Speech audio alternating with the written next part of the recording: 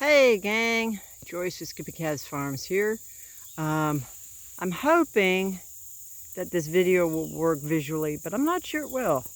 But it's something that I'm doing. It's kind of an experiment and kind of not, because I've done it earlier in the year and it seemed to work. So this is just kind of a validation thing. What am I talking about? Well, I've got about a half an acre that my sheep can graze on over here, and they didn't get here until late, so my grass had basically gone to seed before the sheep ever got here. So I don't know if you can see this. I'm going to try and move the camera down lower, but this is what the grass is looking like now. I've got a number of different kinds of grass and weeds that are getting up waist. The seed heads on some of these are getting up almost shoulder high.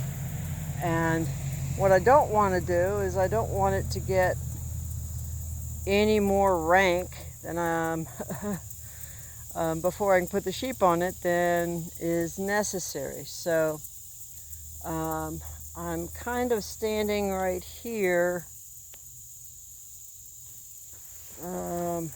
at kind of a dividing line. I don't know if you can see that, but you can see over here all the seed heads are gone. Now I still trimmed, there's still bunches of grass. I didn't try and make it look like a paddock, a mowed yard. Basically what I tried to do was go through and get the seed heads off of the individual bunches of grass. So as you can see, there's not much seed head over here and very little standing. I'm doing this with a Stihl electric. This is actually just a homeowner version of a Stihl, what do they call it? This I think is the FS57, but it's just a small homeowner version. It's very lightweight, it's real maneuverable. They had a sale on it this spring where I got the tool, a battery charger, and 2 batteries for like 230 bucks. So basically got the tool for free anyway. And it's the same style of battery. Let me reach down here and see if I can lift this up and keep it in. It's an AK-20, which is the AK series battery, which is the same as what's in my little 12-inch. Oh, here's the model number, FSA57. It's a much smaller, lighter weight head, and it's got a nice balance to it. And because it's lightweight, it's something that I can work with for a bit of an extended period of time. So let me show you these 2 bunches of grass right next to each other. So if you can kind of see this is one I trimmed. I missed that one. I'll come back and get it as I trim next to it. But those blades of grass are freestanding up to about 12-14 inches. This over here hasn't been cut yet. And so the seed heads are about 4 foot tall. So I will probably not cut it quite as short as this one, but I'll just come down and cut the seed heads even with the grass, which is going to be probably about 18-16 inches, and then move on. That's one reason why it's kind of hard to see.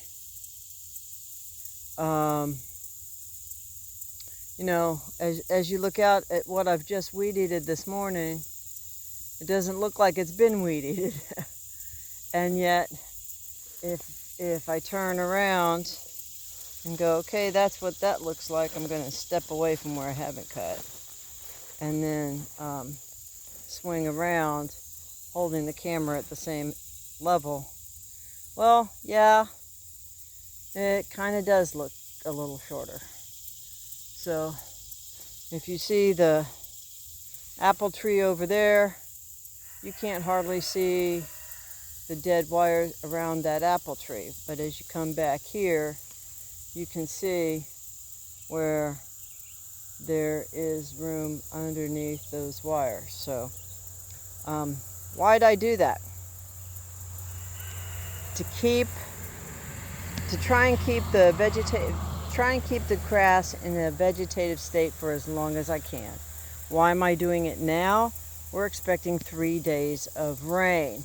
So if I can get all of these getting ready to mature seed heads off of the plant before we get that rain, they won't mature, but the plant will freak out and hopefully grow some, even if it's going to include some more seeds.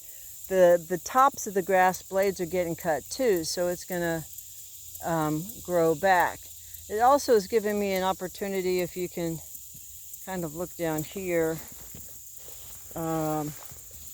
you can see where I've got some meadow foxtail coming up. And nothing really likes meadow foxtail. It's before it goes to seed, it's a marginal grass. But after it goes to seed, most things don't like it because these seed heads, like for my sheep, these seed heads, that's going to poke them in the eye. They just aren't going to like it. I wouldn't either. So I'm coming through, and because that weed eater is so light, I can just kind of hold it in my hands and just twist it and lift it and lower it and move it all around. And that'll help kind of hopefully graze the meadow foxtail a little bit harder than it would have gotten grazed if it was just the sheep. But if you can see here, right there, there's not a whole, there's a little bit of meadow foxtail over here, but it's not like what you see right there. And it's certainly not what you see back over there. So that's what I'm doing. I'm about, well, I guess, where am I here? This is the part left to be done. And this is the part that's finished. So I'm a little over half done. Between half and 2/3, I'd say. So with that, gang, I will plan on getting back to work here. I am real encouraged by what I saw as the results of doing this earlier in the season. Kind of what I'm trying to do is think like a plant, which, you know, some people say I'm as dumb as a rock, so it shouldn't be too hard to think like a plant. But and that is, what do I want the plants to look like and to do? What do I want them to do above ground? What do I want them to do underground?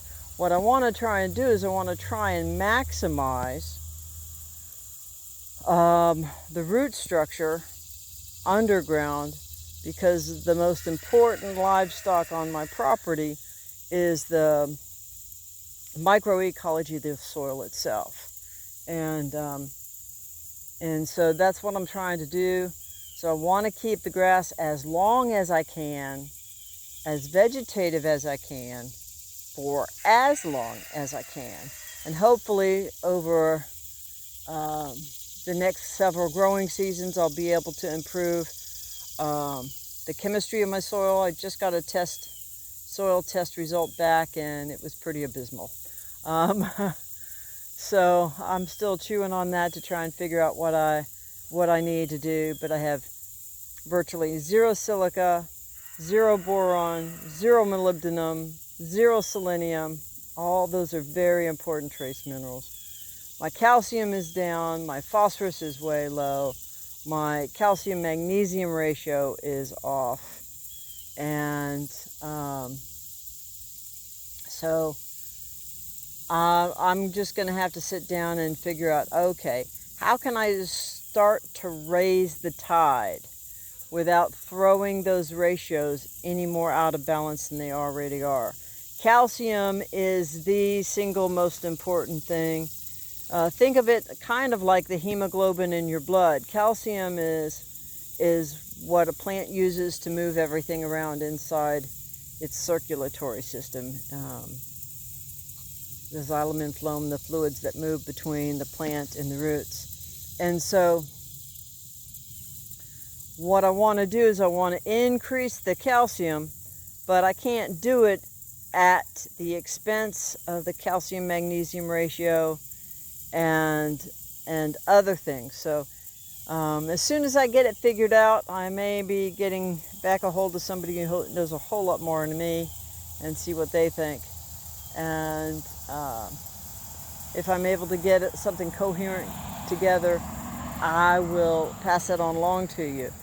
Anyone who is interested in that kind of stuff, Graham Sate at Nutrisystems, Nutrisystems, out of Australia, has got several really good YouTube videos. And it's Graemesait, Graham Sate. So with that, gang, I've taken a long enough break, and I need to get back to work if I'm going to get this finished before it starts raining. So till then, blessings for the day, and whatever you do, just keep chasing the dream.